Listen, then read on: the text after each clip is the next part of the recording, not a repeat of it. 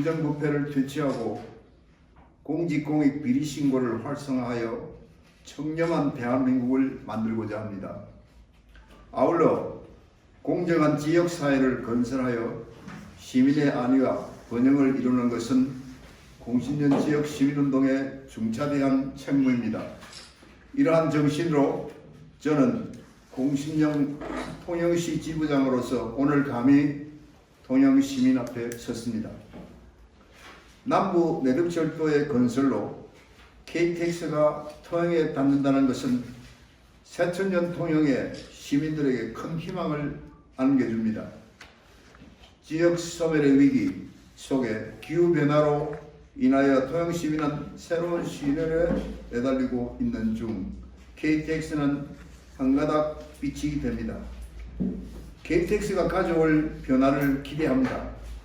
그러나 통영시는 KTX 시대를 준비한 것이 빈약합니다. KTX를 밖으로 접속할 프로젝트 인프라는 없고 여기 들어서는 자리에 특계 선도지구가 유일하다 할 것입니다. 문제는 KTX 통영역이 거꾸로 선도지구에 맞추어 나가고 있습니다. 주객이 전도된 것입니다. 주인과 손님이 바뀐 것입니다. 남부 내륙철도 통영 정거장의 기본 계획 고도를 18m 낮추어서 통영 정거장의 연결을 중림 선도지구에 올인하는 인상을 강하게 받습니다. 모처럼 들어오는 KTX가 시끄럽다느니 보기 싫다느니 정말 단절이라느니 전망 단절이라느니 민선 8기 지자체 시장 전용기는 여러가지 이유를 개발하여 고도를 낮춘 것이 오늘 공람으로 보는 909 검토 아닙니다.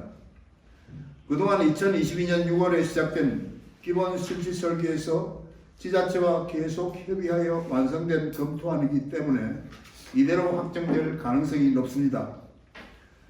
909 검토안의 통영역 부지의 계획고도는 해수면에서 단지 1.3m입니다.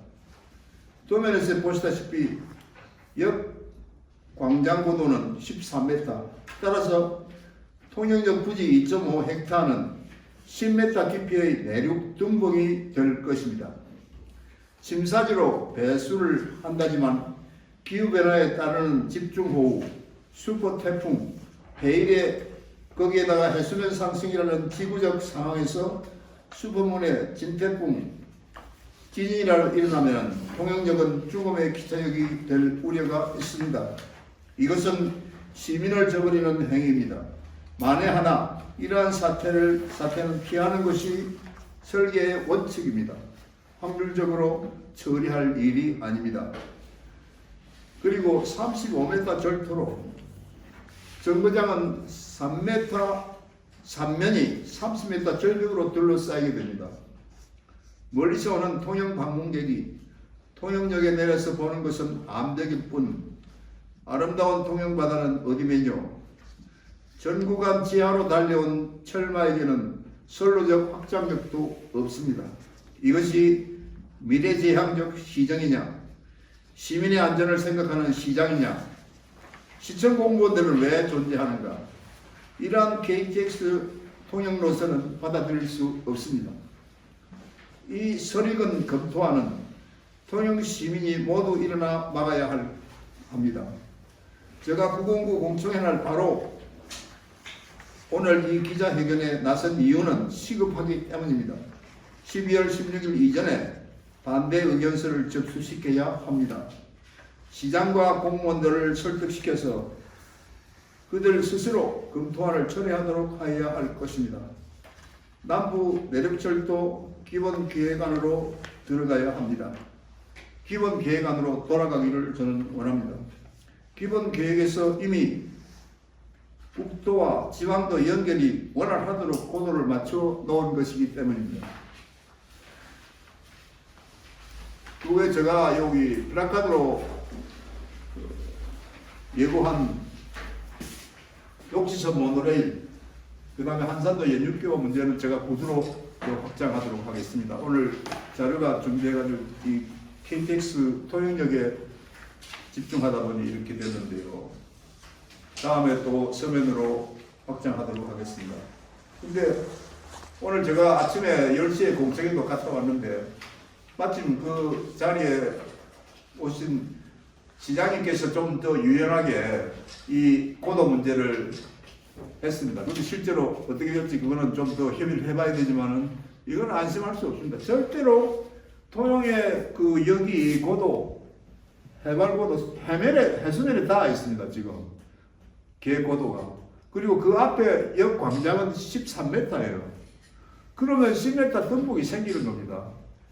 그게 간단한 이야기가 아닙니다. 오늘 설계한 사람한테 물어봤지만은 자기네들은 침사지를 하고 말이지 여러 가지 방법이 있다. 부산에 뭐 더 깊은 지하철이 있다. 지하철역이 있다. 그렇지만은 이거는 통영역이고 바다에 그렇고 그 지형이 고속도로와 사이에 그 언덕하고 사이에 아주 묘한 지역을 역으로 골라가지고 이상한 역이 생기거든요. 기차에서 내려서 보면은 팔량 기차를 타고 서울에 내려가서 쭉 보면 동서남북이 전부 절벽입니다. 30m. 왜냐하면 그 지대가 지반구가 35m입니다. 30m에서 20m 요 중간인데 거기서 30m 절토를 해가지고 이 역을 만든다는 겁니다. 그 넓이가 제가 계산해 봤습니다. 2.5헥타입니다. 그게 200m, 100m 아닙니까? 그런 덤불이 생기는 겁니다. 그런데 물이 잘 빠지겠죠.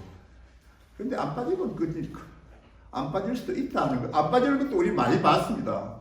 부산에 오송에 지하철에 물이 쟁기는 거 다 시설 다 있었죠. 그렇지만 물이 참거든요. 그런 일은 만에 하나도 통영에 있을 수 없다 하는 것이 저의 의견입니다. 그래서 저는 굉장히 급하게 오늘 3시에 기자회견을 잡아서 말씀을 드리고 싶었습니다. 이거 보십시오. 이게 지금 바다입니다. 이게 지금 역입니다. 바다하고 역하고 똑같지 않습니까? 근데 이게 광장은 더 높게 되어 있어요. 13m로. 그럼 10m에 벽이 올라오는 거예요. 사람이 기차에 내려서 물론 10m까지 안 가지만 5m에서 걸어 올라와야 되는 거예요. 사람 길이보다 더 긴 거예요. 그런 역은 우리가 수용할 수 있느냐? 없습니다. 그래서 이거는 여러 가지 이미지 차원에서도 수용할 수 없고 안전의 차원에서도 수용할 수 없는 그런 심각한 부분입니다. 이게 이제 원래 이 아주 간단한 보면 이게 프로젝트도 없이 미안합니다. 이 시청에서 나무랄 있는데 이게 기본 계획안입니다. 기본 계획안은 2021년에 완성됐습니다. 그리고 22년 6월부터 기본 실시 설계가 시작되는데 이거는 민선 8기의 시작과 똑같습니다. 그래서 민선 8기의 지자체와 협의를 계속 해왔던 것입니다. 이 결과는 설계자들이 지자체와 협의해서 만들었다고 생각합니다. 다행히 오늘 시장은 좀 유연하게 올려야 되지 않겠냐 하는 그런 반응을 보였지만 결과가 어떻게 될지 모르겠어요.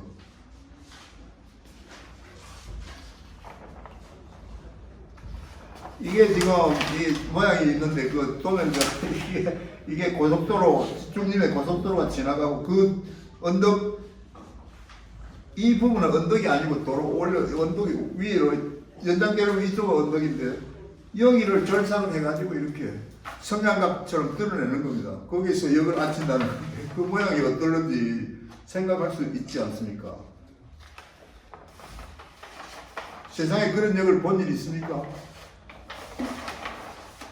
이게 이제 역을 드러내면은 이 절도해난 부분이거든요. 이게 높고 이쪽은 높고 이쪽은 낮습니다. 근데 이 부분이 30m 원래 지방구가 있어요.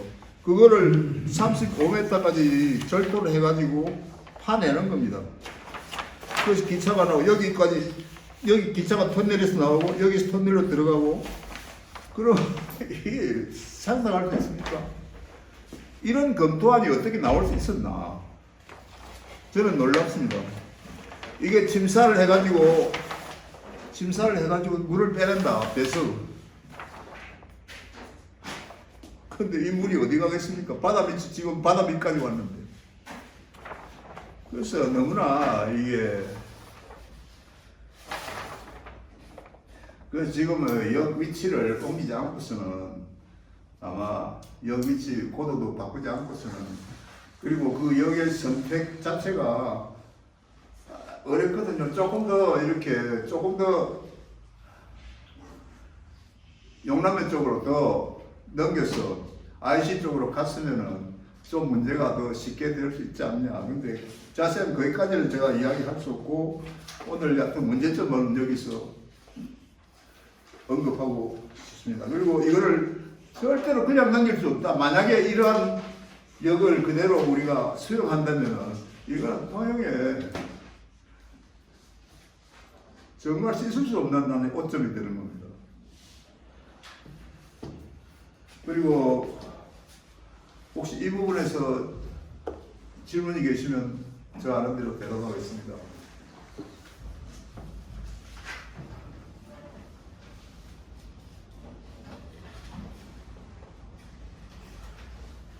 오늘 공청회에서는 저는 고도를 주로 이야기했고 여기 고도가 그 해수면에 다 있으면 이거는 정말 안전에 문제가 있다는 거고 다른 한 분이 어쨌든 똑같은 뜻이지만은 그 통영에 강릉시한테 내려서 보면 통영에 바다가 보이지 않지 않느냐 이래도 되겠냐. 그래서 한참 이게 관광의 가치인데 그리고 기차를 타면은 사람들이 창밖을 내다볼 수 있는 그런 그게 안에 기차 타는 기본적인 가치인데 이런 걸 행사할 수 없고 근데 마침 시장이 좀 유연하게 이거 안 되겠다 좀 올리자 하는 그런 말을 했어요.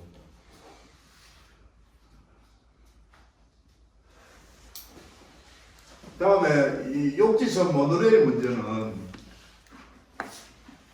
이거는 제가 보도로만 드리고 저 말한 내용을 다음에 글로써 올리겠습니다. 근데 모노레일 원래 도입할 때 일본에서 농업용입니다.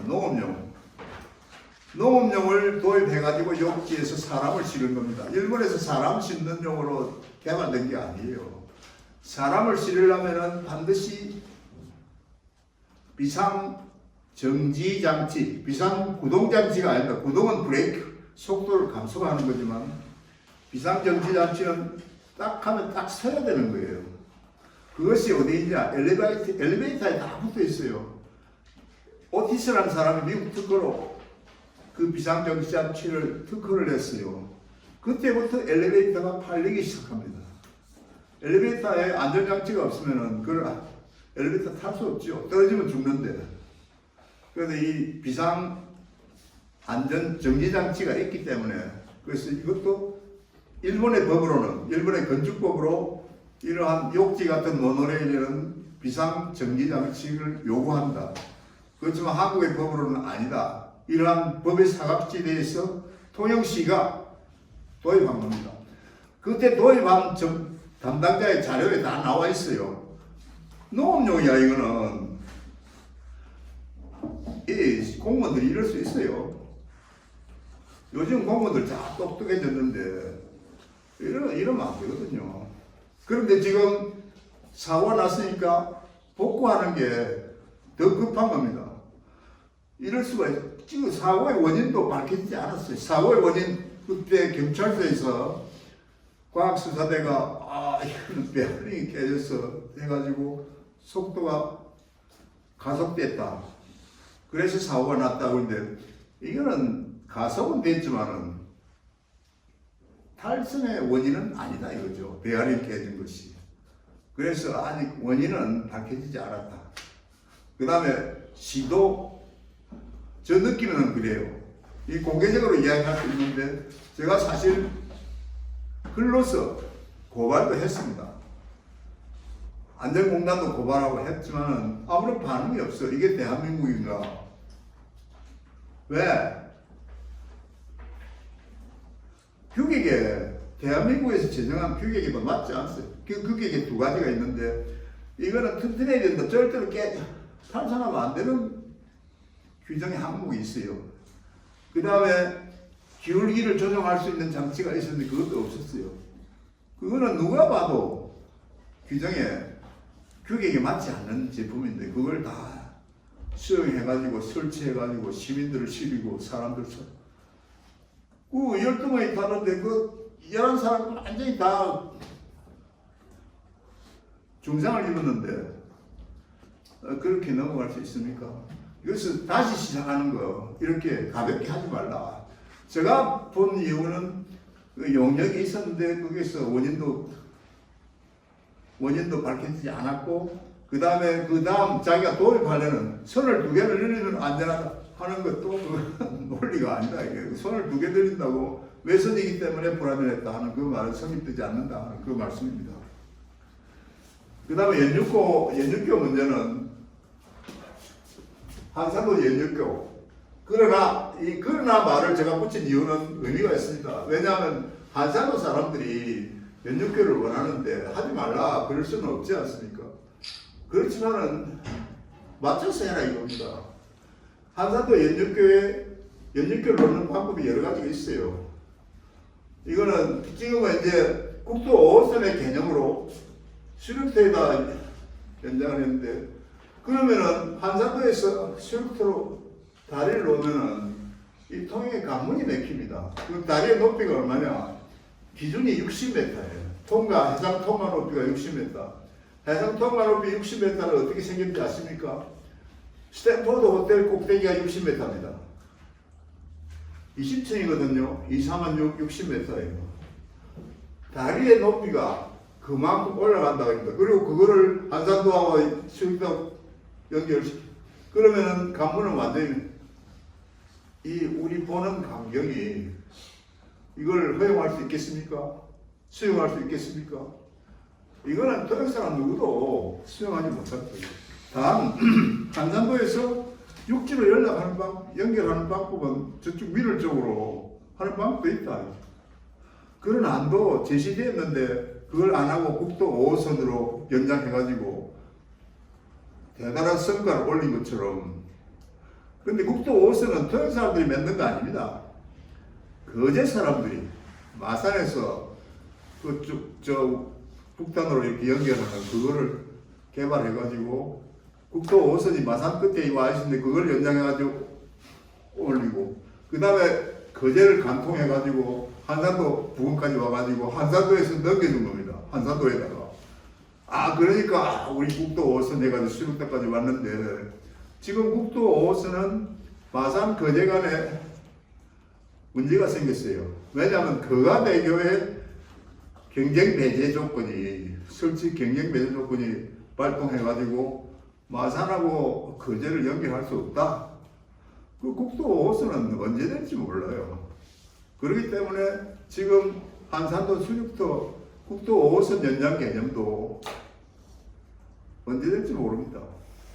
근데 어저께 시장은 뭘 한다고 그 말이 성립될 수 없는 거죠. 그래서 연역교의 개념이 60m 높이로 바다 위에서 뜬 그거를 우리가 수용할 수 있냐? 그 성전에 예컨대 한산 대첩의 바다, 그 다음에 자연 풍광의 그 가치, 그걸 그렇게 할 수 있느냐? 저 말씀을 이 정도로 드리겠습니다. 그리고 혹시 질문이 있으면 말씀드리겠습니다.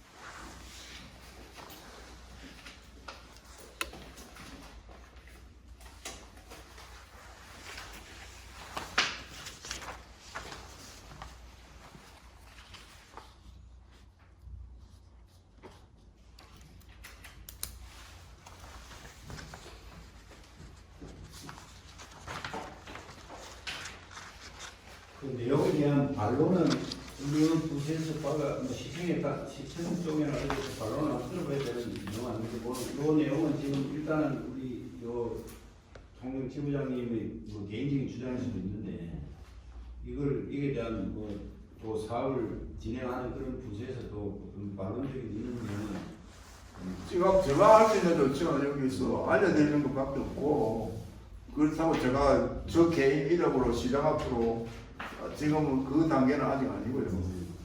제가 글을 하나 쓸 수는 있어요. 칼럼을 써서 발표하는 그런 수밖에 없죠. 공무원들이 참고하겠죠. 그렇다고 뭐 무슨 또 뭐 다른